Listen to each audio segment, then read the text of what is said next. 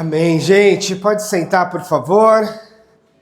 A graça e a paz do Senhor Jesus para todos. Amém? Amém. Aê! Eu quero te convidar a abrir a Bíblia comigo no livro de 1 Reis, capítulo 19, o livro dos reis. Você sabe que há 4 livros que contam boa parte da história dos reis de Israel, que é justamente 1ª e 2ª Reis e 1ª e 2ª Crônicas dos Reis. São relatos que às vezes até se repetem de perspectivas distintas no período do reinado ali de Israel, e inclusive um pouquinho antes ainda tem o livro de 1 Samuel, que fala do início, né, do reinado do primeiro rei Saul, depois do rei Davi, por exemplo. Mas a gente vai olhar agora não para a vida de um rei, mas para a vida de um profeta, do profeta Elias. A gente está aí no Setembro Amarelo e a gente quer falar a partir disso, a partir dessa perspectiva da necessidade de saúde mental. Depois da pandemia ficou marcado um conceito, né, uma frase de novo normal. E parece que no novo normal ninguém tá bom da cabeça, né? Parece que se você tem saúde mental, é você que tá na contramão do mundo, porque todo o resto, se tá bem é porque tá medicado, é essa a impressão que eu tenho, né? Porque são tempos desafiadores mesmo, são tempos muito desafiadores para a nossa saúde mental, eu acredito. E a gente precisa olhar para isso com cuidado. Tem um movimento muito interessante, iniciado por um pastor chamado Peter Scazzero, dos Estados Unidos, de Nova York. E ele lançou um livro, e esse livro gerou uma repercussão e um movimento interessante, chamado Espiritualidade Emocionalmente Saudável. E a tese dele é justamente essa, que a maturidade espiritual vem também com uma saúde emocional. E essas coisas caminham em paralelo e se equilibram. E o desequilíbrio de uma vai necessariamente gerar o desequilíbrio da outra. Então é um livro muito interessante, Espiritualidade Emocionalmente Saudável, de Peter Scazzero. Depois ele lançou o Líder Emocionalmente Saudável, depois a Igreja Emocionalmente Saudável, e gerou todo um movimento. Mas realmente é uma daquelas teses, um daqueles insights muito interessantes e que repercutem de forma muito importante. E é uma das referências que eu quero trazer hoje. Então, o nosso tema hoje é Setembro Amarelo, cuidando da alma e das emoções. Eu quero te convidar, já te falei do texto, né? 1 Reis 19 é justamente um momento difícil na vida do profeta Elias. Elias foi um grande profeta em Israel, né? Talvez um marco do tempo profético, tanto que quando Jesus tem aquele momento no Monte da Transfiguração com os discípulos, e é um momento muito marcante de uma visão espiritual extraordinária, quem aparece é Moisés e Elias. Porque Moisés, enquanto representante do período da lei, e Elias como grande representante do período profético. Então são 2 referências muito importantes, a ponto das pessoas em algum momento acharem que Jesus era um novo Elias, ou era um Elias que estava ressurgindo na história. Outros achavam que João Batista era esse novo Elias. Tal a perspectiva e a marca e a importância da vida do profeta Elias na história de Israel. E aí, então, capítulo 19 de 1 Reis diz o seguinte, versículo 1. Ora, Acabe era o rei de Israel à época, contou a Jezabel, sua esposa, tudo que Elias tinha feito. O que ele tinha feito? Ele tinha matado, como havia matado todos os profetas, à espada. O contexto anterior aqui é que ele fez um enfrentamento contra os chamados profetas de Baal, teve todo aquele milagre da fogueira, do Deus que respondeu com fogo, e naquela circunstância foi quase uma aposta, uma disputa, e Elias vence essa disputa porque Deus responde com fogo, e ele mata aqueles profetas tidos como profetas falsos, profetas de Baal. E aí isso, quando chega a Acabe, a Jezabel, o rei e a rainha da época, Jezabel diz o seguinte, ela manda um recado no versículo 2 para Elias, dizendo: que os deuses me castiguem com todo rigor, se amanhã, nesta hora, eu não fizer a sua vida com o que você fez com a vida deles. Do tipo, você matou eles, amanhã, nessa mesma hora, você vai estar morto também. E Elias teve medo, fugiu para salvar a sua vida. Foi para Bexerba de Judá. Ele deixou o seu servo e encontrou um deserto, caminhando um dia. Chegou a um pé de gesta, sentou-se debaixo dele e orou, pedindo a morte. Ele disse: já tive bastante, Senhor. Já tive o bastante. Tira a minha vida. Não sou melhor do que os meus antepassados. Depois se deitou debaixo da árvore e dormiu. Então perceba, ele estava tão amedrontado e ao mesmo tempo tão desesperançado, que ele vai para o meio do deserto, deita-se debaixo de uma árvore e literalmente pede a morte. Ele não chega a se matar, mas ele tem aquilo que a gente chama de ideação suicida, ou pelo menos ideia a respeito de que a própria vida já não vale mais a pena. E ele pede a Deus essa morte, ele pede a eutanásia divina, ou seja, tira a minha vida, Senhor. De repente, um anjo toca nele e diz: levante-se, coma. Ele olha ao redor, junto à sua cabeça havia um pão assado sobre brasas quentes e um jarro de água. Ele comeu, bebeu e deitou-se de novo. Do tipo, ele continuava querendo morrer. Embora ele tivesse se alimentado nesse momento, ele volta a deitar na mesma condição. E aí o anjo volta e toca nele novamente. E disse: levante-se e coma, pois a sua viagem será muito longa. Então novamente ele se levantou, comeu, bebeu. E fortalecido com aquela comida, ele viajou 40 dias e 40 noites. Até chegar a Horebe, o monte de Deus. E ali ele entrou numa caverna e passou a noite. Aí vem a palavra de Deus. A palavra do Senhor veio a Elias dizendo: o que você está fazendo aí, Elias? E ele responde: eu tenho sido muito zeloso pelo Senhor, Deus dos exércitos. Os israelitas rejeitaram a tua aliança, quebraram os teus altares, mataram os teus profetas à espada. Eu sou o único que sobrou. E agora também estão procurando me matar. O Senhor disse: saia, fique no monte da presença do Senhor, pois o Senhor vai passar. Então veio um vento fortíssimo, que separou os montes, esmigalhou as rochas diante do Senhor, mas o Senhor não estava no vento. Depois veio um terremoto, mas o Senhor não estava no terremoto. Depois do terremoto houve um fogo, mas o Senhor não estava nele. E depois do fogo, um murmúrio, uma brisa suave. Quando Elias ouviu, puxou a capa, cobriu o rosto, saiu à entrada da caverna. E uma voz lhe perguntou: o que está fazendo aí, Elias? Mais uma vez ele responde: eu tenho sido muito zeloso pelo Senhor, Deus dos exércitos. Os israelitas rejeitaram a tua aliança, quebraram os teus altares, mataram os teus profetas à espada. Eu sou o único que sobrou, e agora estão procurando me matar. O Senhor disse: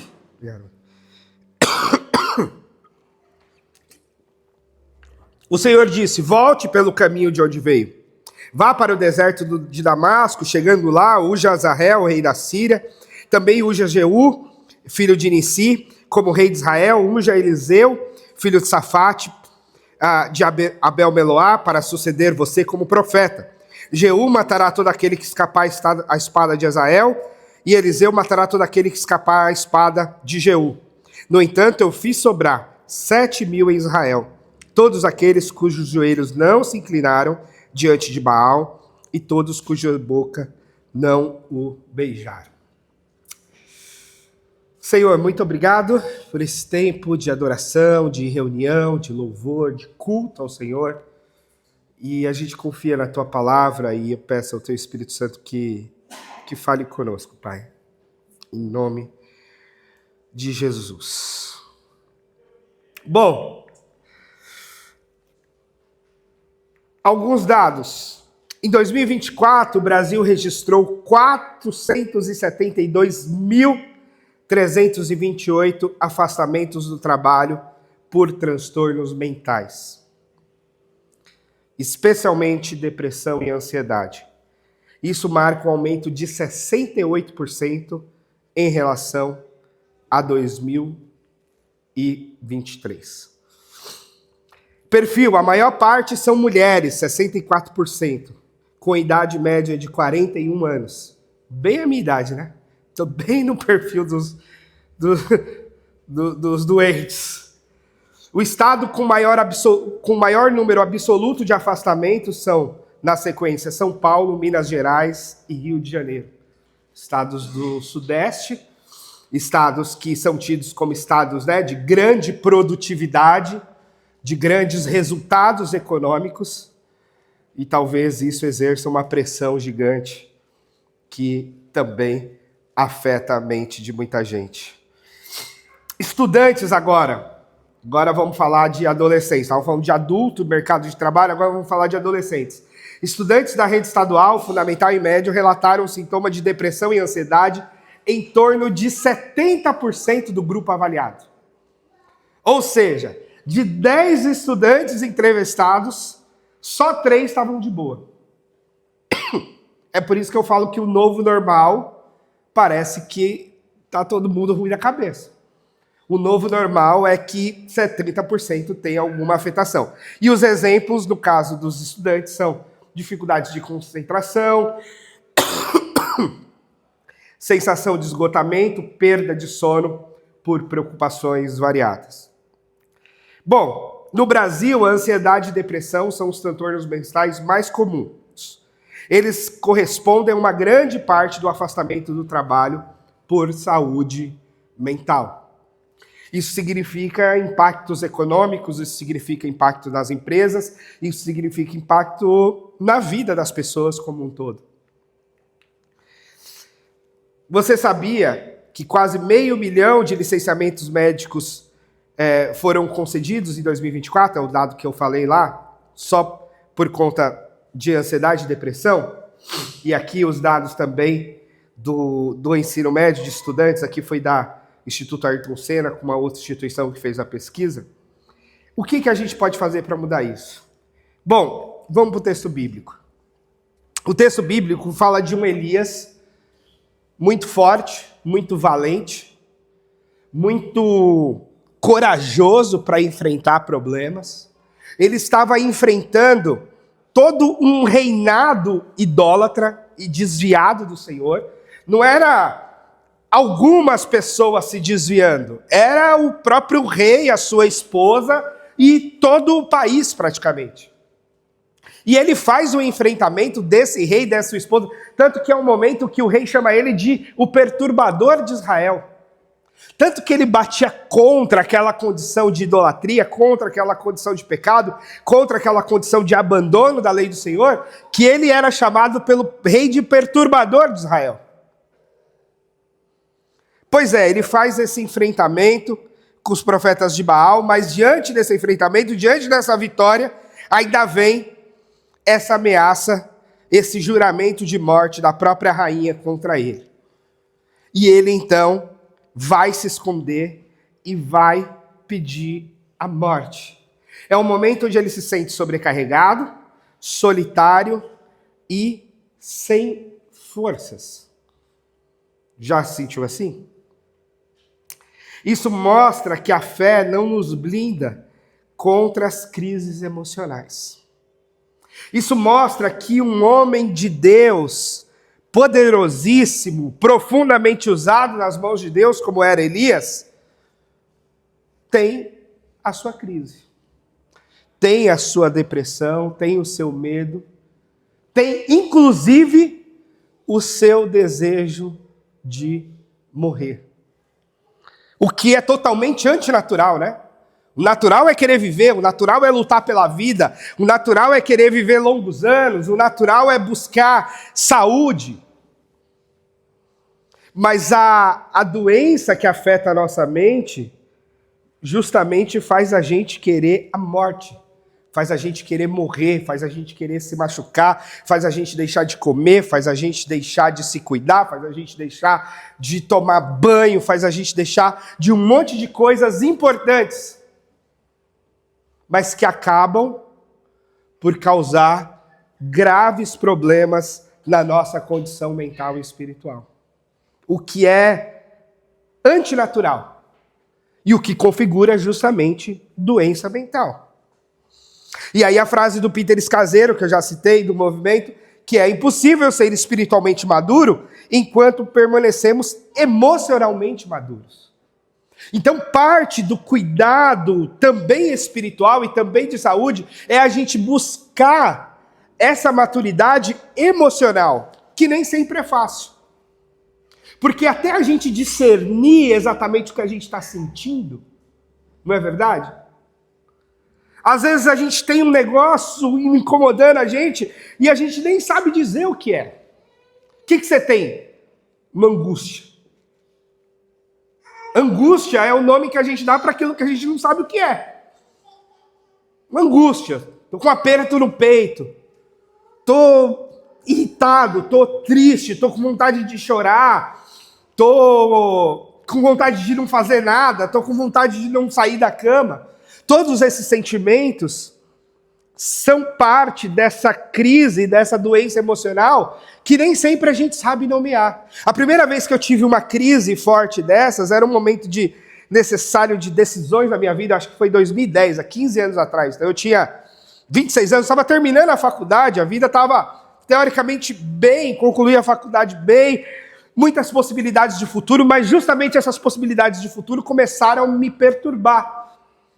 As decisões agora que eu tinha que tomar após formado, os caminhos que eu tinha que tomar, começaram a me dar medo, aquela coisa das muitas opções e você não querer ou não saber por onde ir. E aquilo começou a me dar uma angústia, um medo, e eu comecei a querer ficar num quarto fechado, de luz apagada. E foram uns 3 dias assim, de eu me fechar.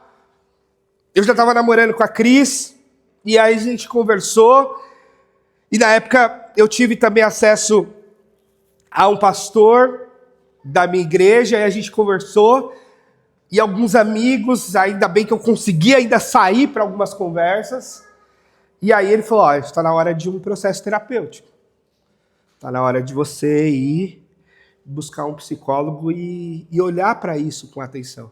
E aí foi o meu primeiro processo terapêutico, que foi de mais ou menos 1 ano quase. Foi muito importante. Porque aos poucos, a minha mente foi clareando. Aos poucos eu fui me conhecendo, me entendendo o meu contexto. Não foi mágico, não foi de uma hora para outra, mas foi clareando as coisas aos poucos naquela jornada de 10 meses a 1 ano. Foi muito importante para mim. E aí, depois, em outras crises, porque vieram outras mais tarde, pelo menos eu já estava um pouco mais ligeiro no sentido de reconhecer, no sentido de perceber e já buscar ajuda, já buscar apoio, no sentido de me reconhecer. Eu lembro que quando eu estava no hospital com Covid e com medo novamente de morrer, eu pedi um psiquiatra. Eu falei, eu preciso conversar com um psiquiatra. E aí o hospital atendeu, veio um médico. Por acaso o médico era de uma igreja batista. E a gente conversou, e eu não estava conseguindo dormir, aquela coisa, né, da afetação da Covid, do pulmão, da tosse, do monte de coisa. E aí ele falou, ele falou, o que você quer? Eu falei, a primeira coisa que eu quero é dormir, eu quero conseguir descansar.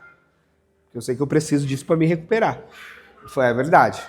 Aí ele me deu um remedinho, falou, isso aqui vai te ajudar a dormir, você vai tomar.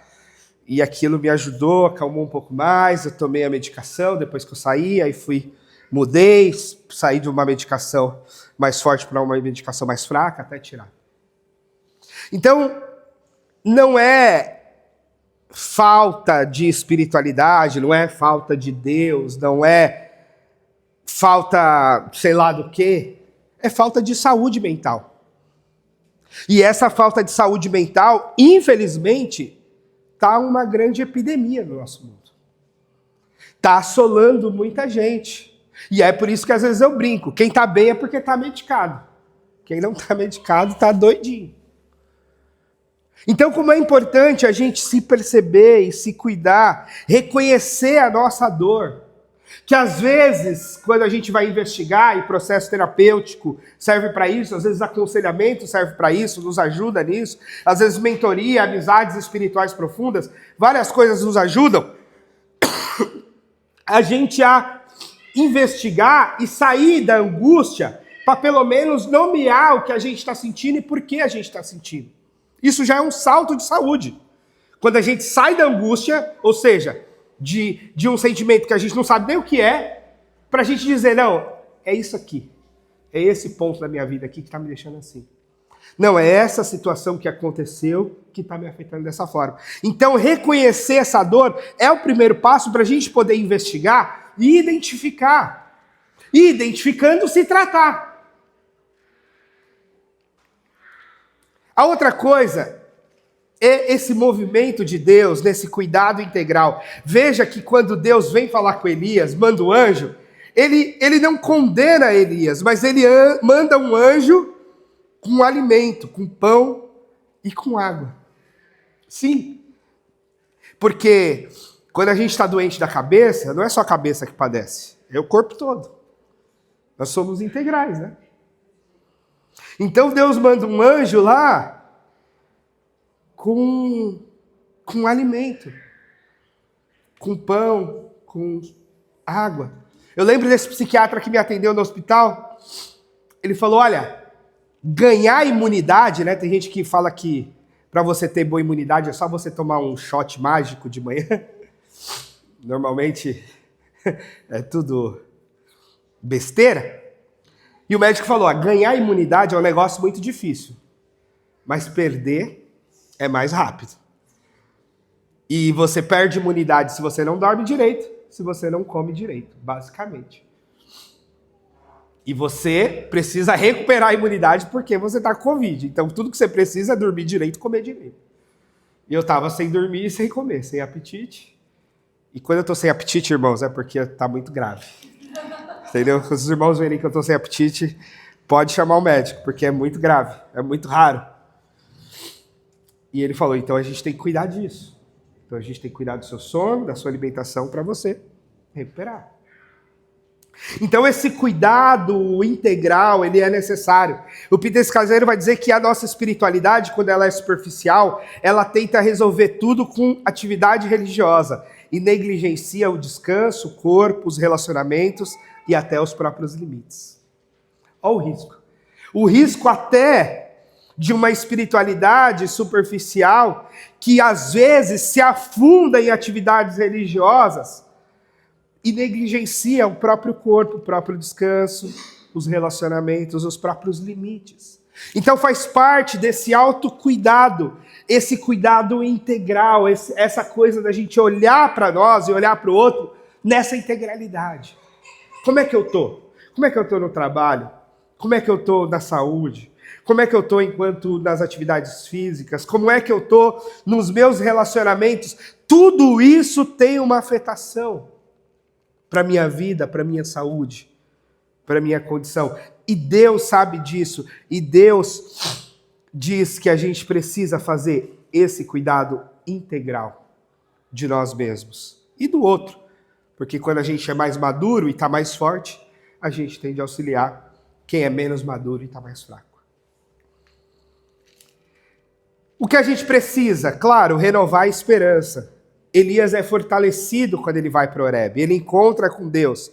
Deus aparece para ele. E não é no vento, não é no terremoto, não é no fogo, mas num sussurro suave.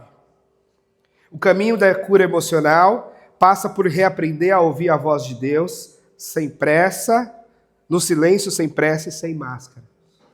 Então, claro que a espiritualidade não é negligenciada nesse todo. Muito pelo contrário. Deus para nós é a fonte de toda a saúde e cura. Então a gente vai se cuidar, vai ter que comer o pão, vai ter que beber a água, vai ter que se alimentar direito, mas vai ter que também aprender a ouvir a Deus. Vai ter que aprender a discernir o que Deus tem para nós. Vai ter que aprender a discernir qual é a palavra de Deus para nós. E o Elias, que já tinha encontrado com Deus em movimentos de fogo, lembra que ele fez descer fogo do céu lá? Que ele tinha encontrado com Deus em movimentos assim extraordinários de Deus. Agora, ele vai encontrar com Deus numa ação quase silenciosa de Deus. Um Deus que manda terremoto, manda vento, manda fogo, mas não se faz presente nesses movimentos extraordinários. Mas aparece numa voz suave. É preciso aprender, reaprender a ouvir a Deus, a voz de Deus. E nunca a voz de Deus vai mandar você se matar. Nunca a voz de Deus vai mandar você se ferir. Nunca a voz de Deus vai atentar contra a vida. Nem contra a sua, nem contra a de ninguém. Nós somos e servimos ao Deus da vida. Paulo fala que a morte é a nossa inimiga. Paulo fala que o último inimigo a ser vencido é a morte. Então a morte é a nossa inimiga, não é a nossa amiga. Deus é um Deus de vida. E aí, quando Deus aparece, ele fala com Deus o quanto ele tem sido zeloso, o quanto ele tem sido cuidadoso como homem de Deus, o quanto ele estava sozinho, o quanto ele estava solitário, só eu sobrei como profeta do Senhor, e ainda assim estão procurando me matar. Essa é a palavra de Deus para ele. Aliás, essa é a resposta de Deus. Eu sou o único que sobrou, e agora estão procurando me matar. Eu estou sozinho. Um dos sentimentos das nossas dores emocionais é um sentimento forte de solidão. Estou sozinho. Não, mas tem um monte de gente ao seu redor. Mas eu estou sozinho. Ninguém sabe da minha dor. Ninguém sabe o que eu estou sentindo. Ninguém me entende. Essa coisa de que não sou compreendido por ninguém. Só que a gente tem que saber também que esse nosso sentimento no meio da dor e da doença psíquica pode ser uma coisa da doença e não da realidade. Entende? Porque a doença nos causa sensações e afetações que não necessariamente são reais. Elas são reais para nós que estamos sentindo naquele momento, mas elas não são factíveis no contexto. E aí é um desafio tentar colocar os pés no chão para discernir o que é que a minha cabeça está criando, e está criando algo, inclusive, contra mim, e o que é a realidade de fato à minha volta. E é um desafio de discernir essas coisas, né? Porque esse sentimento de que estou só, ou que ninguém liga para mim, ou que ninguém se importa comigo, ou que eu não presto para nada, ou qualquer coisa do que eu faça vai dar errado, ou tudo que eu faça deu errado até agora, quase sempre não é verdade. Mas naquele momento da crise, parece que é. Naquele momento da crise, que a gente está vendo o mundo cinza, que o sol está lá brilhando lá fora, e a nossa lente está tudo cinza, está tudo escuro, está tudo em trevas, isso nos engana. Então, a gente precisa desconfiar do nosso próprio sentimento. Nesse aspecto, a gente precisa desconfiar da gente mesmo. E dizer, o mundo está cinza de fato? Ou sou eu? Ou é a minha química cerebral que está bagunçada? Eu preciso respirar fundo e entender se é realmente o mundo está se acabando, estamos num grande apocalipse maluco, ou se sou eu.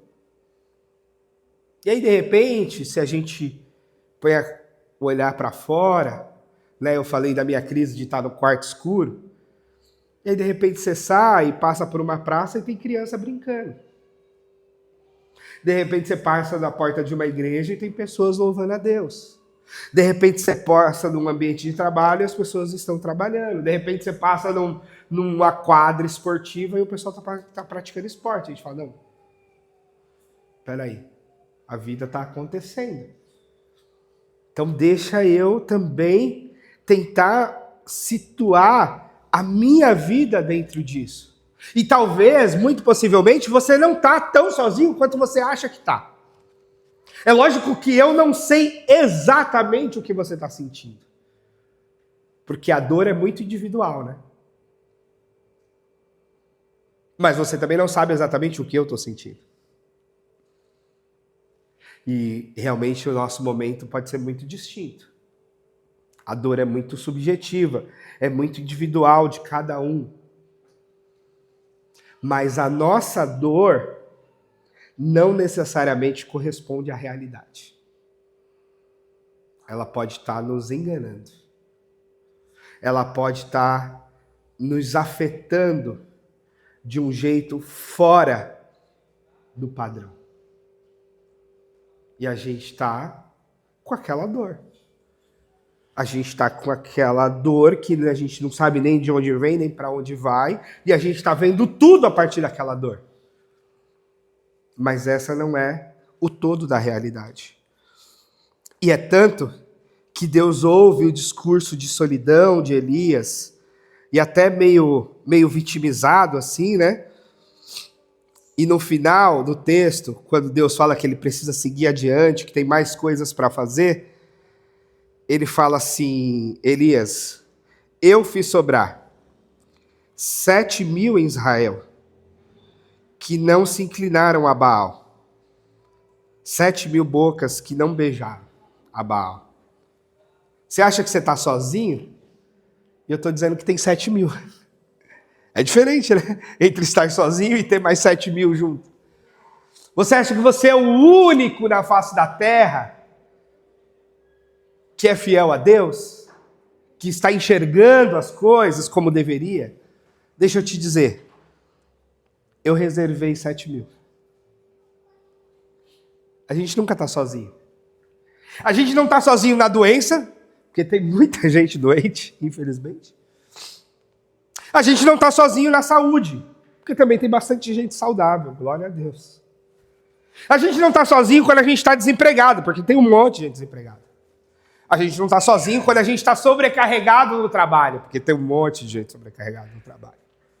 A gente não está sozinho quando a gente está meio perdido na educação dos nossos filhos, porque o que mais tem são pais perdidos na educação dos seus filhos. A gente não está sozinho quando a gente não se encaixa bem em certos contextos, em certos lugares, porque acontece isso com muita gente. Percebe? A gente não está sozinho. A gente não está sozinho porque a gente tem pessoas que nos amam. A gente não está sozinho porque o que a gente sente afeta também outras pessoas. A gente não está sozinho porque nós somos humanos e nada que é do humano deveria nos estranhar. Eu digo que pouquíssimas coisas me escandalizam no mundo. Porque, como pastor, a gente ouve tanta coisa, tem contato com tantas histórias, tantas situações, tantos contextos, tantas variações, tantas... que a gente diz, é do humano. Talvez essas profissões de cuidado, né, pastor, psicólogo, médico, tem contato com algumas situações e com o passar dos anos diz, esse é o humano. Isso é as pessoas. Tristes, felizes, grandes, baixas, magras, gordas, de raças distintas, de culturas distintas, mas no fundo somos todos de certa forma iguais. E esse contexto maluco de mundo afeta todos nós. As afetações são um pouco diferentes às vezes. Mas a gente está nesse mundo. A gente está nessa São Paulo, a gente está nesse Brasil, a gente está nisso aqui.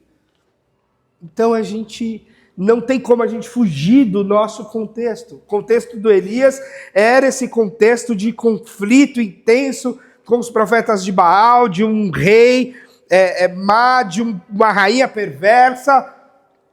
Não tinha como ele fugir daquele contexto. Era, de fato, um contexto de sofrimento. Mas havia possibilidades de caminhos de sobrevivência naquele contexto.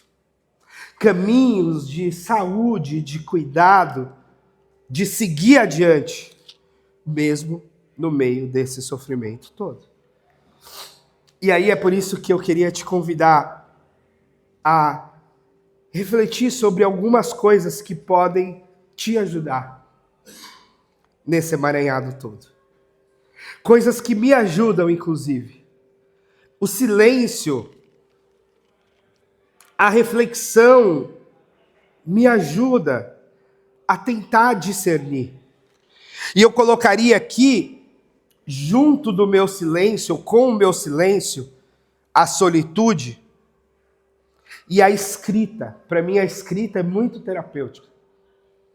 O meu caderninho de orações, o meu diário, ele fica mais cheio quando eu estou mais ruim da cachola. Porque eu vou escrevendo. Estou me sentindo assim, acordei assim, estou indo dormir assado. Hoje aconteceu isso. Eu paro aquele momento para... E aí, é silêncio, é solitude, é reconhecimento das emoções. Não é parar e ficar rodando rios no Instagram. Não é parar para ficar olhando stories da vida dos outros. Não é parar para ficar olhando short vídeo no YouTube. Na verdade, essas coisas são o caminho da doença. Nunca vai ser o caminho da cura. O caminho da cura vai ter mais a ver com esse silêncio, com esse reconhecer das emoções, com esse tempo de oração, de reflexão, de escrita. A outra coisa é vida comunitária autêntica. A gente falou aqui, né? Conexões reais no mês passado. Então eu acredito sim na igreja como uma comunidade terapêutica, embora tenha também os seus momentos que podem adoecer pessoas, ou os seus contextos, mas ainda acredito que a gente pode muito mais curar pessoas a partir de uma vida autêntica, real, de uma partilha. A gente insiste tanto com um pequeno grupo, não é só porque uma estratégia para a igreja crescer. Não, é uma estratégia de cuidado pastoral. É uma estratégia de cuidado com você. É uma estratégia para você viver uma experiência comunitária, além dessa rapidez aqui do domingo. Você viver uma troca, você viver uma conversa mais profunda, você fazer uma partilha de oração que não dá para fazer aqui num grupo maior, mas num grupo mais reduzido, cabe, é possível, é necessário. Dentro da família, dentro de casa, a gente poder ter esse espaço de dizer e de reconhecer. Eu tenho aprendido isso na educação do Estevão, né? A gente tem que ensinar para as crianças, mas a gente também acaba aprendendo do tipo, nomeia o seu sentimento. O que você está sentindo? Você está com raiva? Fala. Você está frustrado? Fala. Você está feliz? Fala. Você está triste? Fala. Essa coisa de ensinar as crianças a nomear os seus sentimentos, as suas afetações, isso também cabe para nós, porque também às vezes a gente não aprendeu a nomear. Dentro do casamento, às vezes a gente não aprendeu a nomear certas coisas, aí a gente fica de cara emburrada, aí a gente vira para o lado, aí a gente dorme no canto da cama, porque a gente não está conseguindo falar, a gente não está conseguindo nomear, a gente não está conseguindo dizer. E a gente precisa dizer. A gente precisa falar, a gente precisa nomear. Isso tem a ver com essas relações reais, essas conexões reais. E, inclusive, dizer quando a gente não sabe o que dizer. Dizer, estou angustiado, não sei porquê. Estou com raiva, não sei ainda porquê. Talvez no final do dia eu saiba, agora eu não sei, só sei que eu estou com raiva. Dizer, nomear, falar. É tão importante, é tão curador. Tiago diz que nós devemos confessar as nossas culpas uns aos outros para sermos sarados. A gente confessa a Deus para ser perdoado, mas a gente confessa uns aos outros para ser curado. Entende? E por fim, claro, e não menos importante, o descanso, o lazer, o não pensar em nada, o fazer qualquer outra coisa que não seja trabalhar, estudar, ou cumprir alguma agenda e alguma obrigação. Sabe essa coisa do ócio, do tempo livre, que na nossa sociedade quase não existe, né? A gente se ocupa o tempo todo, a gente faz coisas o tempo todo. E olha, eu nem sou um bom exemplo para falar disso, porque eu também vivo me enfiando em coisas e fazendo coisas o tempo todo. Mas como é precioso, como tem uma sabedoria santa num Deus que estabelece o sábado. A criação não termina em 6 dias de trabalho de Deus. A criação termina no 7º dia de um Deus que descansa. E o Novo Testamento diz que Deus convida a gente para o seu sábado. Deus convida a gente para o seu descanso. E às vezes a gente negligencia, né? Eu tenho muitas resistências com os adventistas do 7º dia, resistências teológicas, mas eu acho que faz um bem danado eles guardarem o sábado. Faz um bem danado eles seguirem e terem os seus rituais e preservar aquele dia. Naquele dia não se trabalha, naquele dia não se estuda, naquele dia não se presta concurso público, naquele dia não se faz nada. Descansa. E a gente se atropela, né? Porque a gente acaba, por vezes, trabalhando todos os dias e todos os finais de semana e etc. E a gente precisa aprender, reaprender o valor do descanso. Porque às vezes a nossa doença mental é um burnout. Às vezes a nossa doença mental é a pura falta de descanso. Às vezes a nossa doença mental é justamente a nossa desobediência com relação ao sábado, ao dia do descanso semanal, que Deus estabeleceu lá atrás no Gênesis e que a gente está negligenciando às vezes hoje. Então, essas coisas todas, meus irmãos, podem e devem nos ajudar. Setembro Amarelo nos lembra que a vida é um dom de Deus e precisa ser cuidado. Precisamos de uma mordomia com relação à nossa própria vida. Que como igreja nós temos que acolher sem julgar. A gente não sabe o que o outro está passando, né? Às vezes alguém fala comigo, pastor, fulano passou por mim de cara feia, nem falou comigo. E aí eu penso, aquela pessoa acabou de perder um familiar. Aquela moça acabou de passar por um aborto. Ninguém sabe. Aquela pessoa acabou de ser demitida do trabalho. Você não sabe. Então, às vezes, tem que dar esse desconto do tipo, eu não sei como é que foi sua semana. Eu não sei o que você está vivendo, o que você está passando. Então eu não posso te julgar porque você não falou comigo direito. Não sei. Pode não ser nada, mas pode ser uma coisa muito grave. Eu não sei. Então dar esse desconto de falar, caramba, pode ser que essa pessoa esteja em sofrimento e eu não estou vendo. Deixa eu dar o desconto, deixa eu deixar ela no lugar dela, deixa eu... E se eu puder, deixa eu dar um abraço. Se eu puder, deixa eu fazer esse acolhimento. Não há contradições entre buscar psicólogos, médicos, terapia e buscar a presença de Deus. Tudo isso faz parte do cuidado do Senhor por nós. Não precisamos divorciar a nossa saúde mental da nossa saúde do corpo, nem da nossa espiritualidade. Na verdade, a melhor coisa é a gente poder conectar tudo isso. Conectar tudo isso de forma saudável. Conectar tudo isso nesse cuidado integral de Deus por nós. Então eu termino aqui te convidando e pedindo a Deus pela sua saúde. Alguns aqui eu sei do momento que estão passando. Outros não. Alguns sabem o que eu estou passando. Outros não. Mas em tudo, a gente precisa se cuidar. E a gente precisa dos cuidados uns dos outros. E, acima de tudo, do cuidado de Deus. Então, eu quero te convidar à oração. Eu não sei se você quer orar de joelho, eu não sei se você quer orar sentado, de pé. Eu vou descer aqui. Se você quiser vir aqui na frente também, você vem. A gente se abraça aqui também. Mas a gente vai orar pedindo a Deus saúde.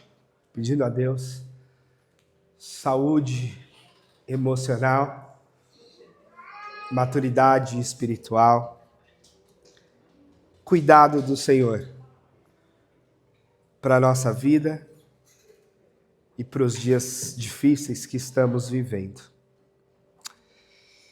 Cuidado do Senhor para a vida dos nossos filhos também, que são mais novos, que são pequenos e que têm mais dificuldade ainda de discernir tudo que passam, tudo que sentem. Mas no que depender de nós queremos estender as mãos e também ser um instrumento do Senhor para curá-los, para sará-los, para abençoá-los. Pai amado, obrigado, Senhor, porque a gente está aqui, a gente está de pé. A gente conseguiu levantar da cama hoje. A gente conseguiu vir aqui para adorar o Senhor. Tem muita gente que não. Tem muita gente que está perdendo o ânimo. Tem muita gente que está perdendo a vida, literalmente. Tem muita gente que não consegue mais levantar da cama, não consegue mais sair de casa. Não consegue trabalhar, não consegue estudar, não consegue vir para a igreja, não consegue nada. Porque está muito doente. Obrigado, Senhor, porque o Senhor está dando forças, está dando condições da gente estar aqui. E eu peço ao Senhor que o Senhor continue cuidando de nós, cuidando da nossa saúde mental. Que cada um de nós aqui supere os desafios que tem com depressão, com ansiedade, com angústias diversas, com luto, com medos. Que o Senhor cuide de nós e que o Senhor nos cure de tantas coisas que nos afetam. Que o Senhor, como fez com Elias, mande o seu anjo para nos acalentar. Manda os seus anjos, Senhor, para nos pôr de pé. Manda, Senhor, o teu Espírito Santo para nos consolar. Manda, Senhor, a cura. Usa também, Senhor, médicos, psicólogos, tratamentos, medicações, pastores, amigos, conselheiros. Usa, Senhor, as nossas orações, as nossas meditações bíblicas, o nosso devocional, o descanso, o esporte, o alimento. Tudo, Senhor, seja usado pelo Senhor para a vida, para o bem, para a saúde de cada um de nós. Nos ensine, Senhor, a administrar o nosso próprio corpo, a nossa própria mente, o nosso tempo, o nosso dia a dia, o nosso descanso. Nos dá equilíbrio, Senhor. Não deixe que o inimigo da nossa alma nos distraia demais. Não deixe que o inimigo da nossa alma roube a nossa alegria, roube a nossa espiritualidade, roube a nossa esperança, roube a nossa coragem. Não deixa, Senhor. Nos dá força, coragem, esperança, boas atitudes, boas práticas, boa vida. E a gente sabe que a boa vida, tudo que é de bom vem do Senhor. E nós queremos desfrutar de tudo que o Senhor tem para nós. Nos ajude, Pai, como igreja, a sermos também um lugar de cura, um ambiente cuidador, curador, no nome santo de Jesus. Amém. Amém.